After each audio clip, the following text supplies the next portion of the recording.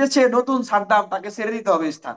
বাংলাদেশের ইতিহাসে যেই ইন্টারিম গভর্নমেন্ট সবচেয়ে বেশি নিরপেক্ষতার কথা বলেছে এবং নিরপেক্ষতার কথা বলে তারা অন্যান্য রাজনৈতিক দলগুলোকে ক্ষমতা থেকে অংশীজন হয়ে রাষ্ট্র সংস্কার, রাষ্ট্র পুনর্গঠন থেকে দূরে রেখেছে। যেদিন এই একটা নতুন ছাত্র সংগঠন যারা বলতেছেন যে আমরা আমাদের অনেকেই আমরা এই অভ্যুত্থানের সময় নেতৃত্ব দিয়েছি, তাদের আত্মপ্রকাশ হলো ঢাকা বিশ্ববিদ্যালয়ে।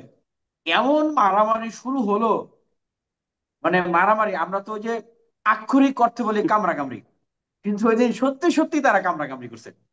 হ্যাঁ, যে কয়েকটা ছেলে কয়েক মানে মেয়েকে কামড়াইছে।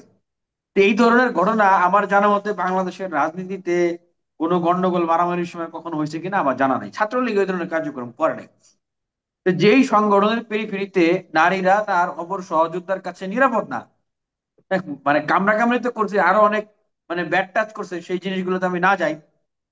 তারা মানে আমি কিন্তু বারবার বলতেছি যে আমি যতবারই বক্তব্য দিয়েছি ততবারই বলেছি যে আমরা চাই তারা সংশোধন করে তারা গঠনমূলক কাজে নিয়োজিত হোক, কিন্তু তাদের সূচনাটা যেভাবে হয়েছে, আমি যখন এই বক্তব্যগুলো দিচ্ছি তার পরবর্তীতে আবার তাদের বক্তব্য শুনলাম, শুনে আমি আশাহত হলাম।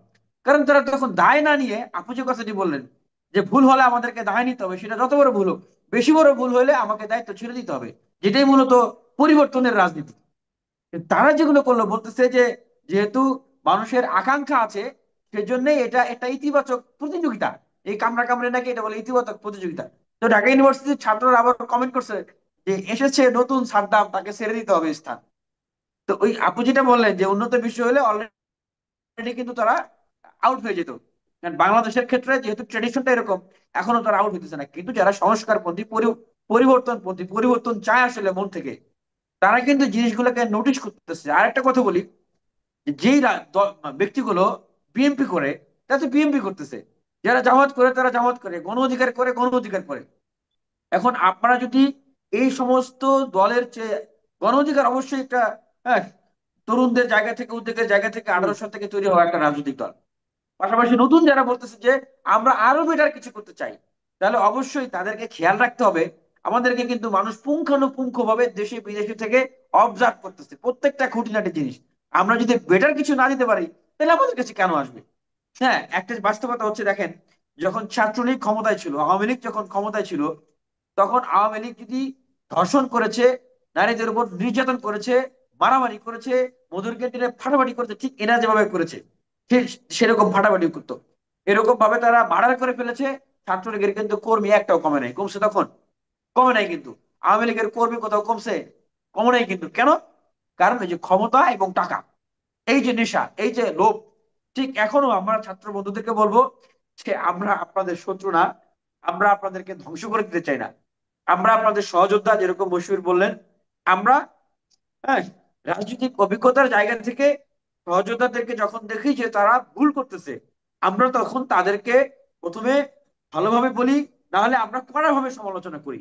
যে কারণ এই যে তরুণদের আন্দোলনের জায়গাগুলো, 18 কোটা সংস্কার আন্দোলন, নিরাপদ সড়ক আন্দোলন, ব্যাট বিরোধী আন্দোলন, অভ্যুত্থান, 24-এর আন্দোলন, এই জায়গাগুলো থেকে যে রিসোর্স গুলো তৈরি হয়েছে বা হচ্ছে, তারাই তো আগামীর বাংলাদেশের নেতৃত্ব দিবে। 71-এর মুক্তিযোদ্ধারা পরবর্তীতে নেতৃত্ব দিয়েছে, 90-এর আন্দোলনের তৈরি নেতারা পরবর্তী নেতৃত্ব দিয়েছে, 24-এর আন্দোলন, ওনারা তো এখন প্রায় 90-80 বছর এরকম বছর বয়স, ওনারা তো ন্যাচারালি এখন শেষের দিকে আছে। তাহলে পরবর্তীতে বাংলাদেশে কারা নেতৃত্ব দিবে? সে ছাত্র দলের নেতারা হোক, ছাত্র জি। শিবিরের হোক, হ্যাঁ, বা এই সংগঠনের হোক, এই তরুণরাই কিন্তু আগামী বাংলাদেশের নেতৃত্ব দেবে। তো তারা কিন্তু এখন বাংলাদেশের রিসোর্স।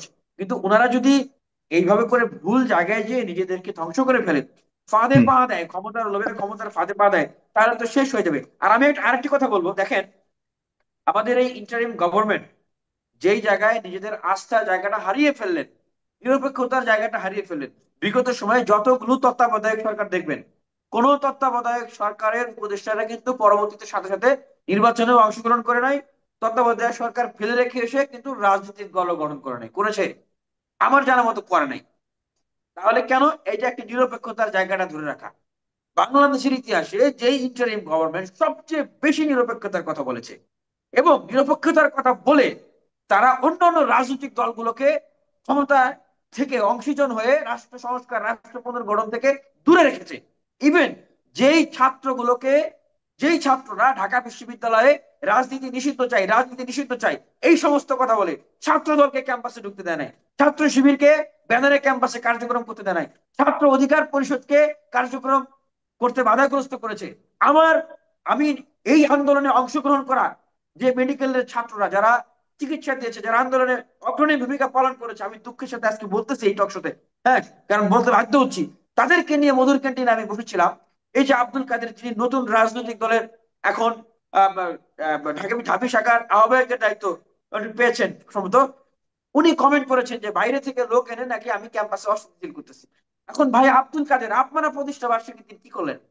আমি তো সেখানে কারোর কাছে মারামারিও করি নাই ওই দিন, কোনো হাতাহাতি হয় নাই, কিচ্ছু হয় নাই। ওনারা জাস্ট ফুল নিয়ে এসে আমাকে ফুল দিছে, জাস্ট এইটুকুই। ওনাদের সাথে কথা বলেছি, ওনারা বলেছিল যে ভাই এরকম এরকম চিকিৎসার বিষয়ে আমরা আরো সহযোগিতা করতে চাই যারা আহত, এই ছবি পোস্ট করেছি। তাহলে এতটুকু সহনশীলতা, উদার মানসিকতা, হ্যাঁ, সবাইকে নিয়ে কাজ করার চিন্তা যদি আপনাদের ভিতরে না থাকে, আপনাদের অনেক বেশি ফেসবুকে ফলোয়ার আছে, আপনারা আন্দোলনে ভাইরাল হয়ে এখন ফেস ভ্যালু তৈরি হয়েছে, আপনারা যা বলেন মানুষ তাই বিশ্বাস করে, এইটাকে যদি আপনারা অন্যায় ভাবে ব্যবহার করেন, অনৈতিক ভাবে যদি এই সামাজিক যে ফেস ভ্যালু তৈরি হয়েছে এটাকে অপব্যবহার করেন, অন্যান্য রাজনৈতিক দল শক্তিগুলোকে যদি আপনারা এটার অপব্যবহার করেন, তাহলে এইটা কি একটা অন্যায় না? এই অন্যায় তো আপনাকে কাট করায়, দাঁড় করে, দাঁড়া করাবে না মানুষ। এবং এইটা ব্যবহার করে ওই যে আপনারা এতক্ষণ বলেন, আপনারা কিছুদিন আগে বলতেন যে আপনারা ছাত্র, এখন বলতেছেন তরুণ, সেই ছাত্ররাই এখন একদিনের ব্যবধানে তরুণ হয়ে গেল, আবার এই ছাত্রদের একটা অংশ আবার এখনো ছাত্র থেকে গেল। তো এই বিষয়গুলো আসলে মানুষের কাছে তো স্পষ্ট করতে হবে। আর ওই যে প্রশ্নটা উঠলো যে আমি বিনিয়ামিন মোল্লাকে তো জিজ্ঞেস করতেছে না পাবলিক যে ভাই আপনি কেন প্লেনে চড়ছেন সারা জীবনে 2 বার, হ্যাঁ, আপনি কেন, হ্যাঁ, হঠাৎ করে মাঝে মাঝে, হ্যাঁ, খুবই কালে ভদ্রে মাসে 1-2 বার আপনি গাড়িতে চড়েন দেখা যায়, এটা তো পাবলিক আমাকে জিজ্ঞেস করতেছে না। কারণ আমি চ্যালেঞ্জ করে বলতেছি, বাংলাদেশের একটা জায়গায় ছাত্র অধিকার পরিষদের একটা নেতা কর্মী রিপোর্ট পাইছেন চাঁদাবাজি করছে, আপনি সেই পজিশনে একটা নাই, নেতা আপনাকে কর্মী জিজ্ঞেস করার রিপোর্ট মতো পান নাই, পজিশনে আপনি নাই। চাঁদাবাজি করছে, টেন্ডারবাজি করছে, হ্যাঁ, বরঞ্চ বৈষম্য কমিটি নিয়ে একদম মারামারি ফাটাফাটি করে হুলস্থুল করে ফেলছে, রাস্তা অবরোধ করে জনগণের বিনিয়ামিন মোল্লা জনগণকে কষ্ট দিয়েছে, ইয়ার বরং বৈষম্য বিরোধীর প্ল্যাটফর্মকে গণ ব্যবহার করে অধিকার পরিষদ, গণ অধিকার পরিষদ নিয়ে প্রশ্ন উঠেনি বা নাই এটা বলা যাবে না। অবশ্যই প্রশ্ন আমরা কিন্তু ভাই ছাত্র অধিকার পরিষদের জায়গাটা থেকে আমি বলতেছি, না, ছাত্র অধিকার বরং পরিষদ তো আছে, গণ অধিকার প্রত্যেকটা পরিষদের জায়গায় দেখেছি আমরা বাইরে বৈষম্য ওরকম বিরোধী। ভাবে ছাত্র আমি অধিকার আপনার পরিষদ তো প্রশ্ন ওরকম থাকলে আমি উত্তর দিব ভাই, কোনো প্রশ্ন থাকলে উত্তর দিব, বিশাল কোনো অবস্থান ওরকম আমি বলি ভাবে যাচ্ছি, প্রশ্ন প্রশ্ন করবার থাকলে মতো। উত্তর দিব ভাই, প্লিজ, হুম। আপনাদের কোনো প্রশ্ন থাকলে উত্তর দিব, অবস্থান আছে, উত্তর বাংলাদেশের দিব, উত্তর মানুষের কাছে দিতে কোনো হবে কারণ আমরা রাজনীতি করি। পরিষদের কোনো অবস্থান আছে এখন? বৈষম্য বিরোধী আন্দোলনের প্ল্যাটফর্মটাকে না, ব্যবহার করে গণ অধিকারের অবশ্যই ইনারা আছে, কিন্তু গণ চাঁদপুরে অধিকারের প্রতি সমগ্র প্রশ্ন নাই বাংলাদেশে এটা বলা যাবে।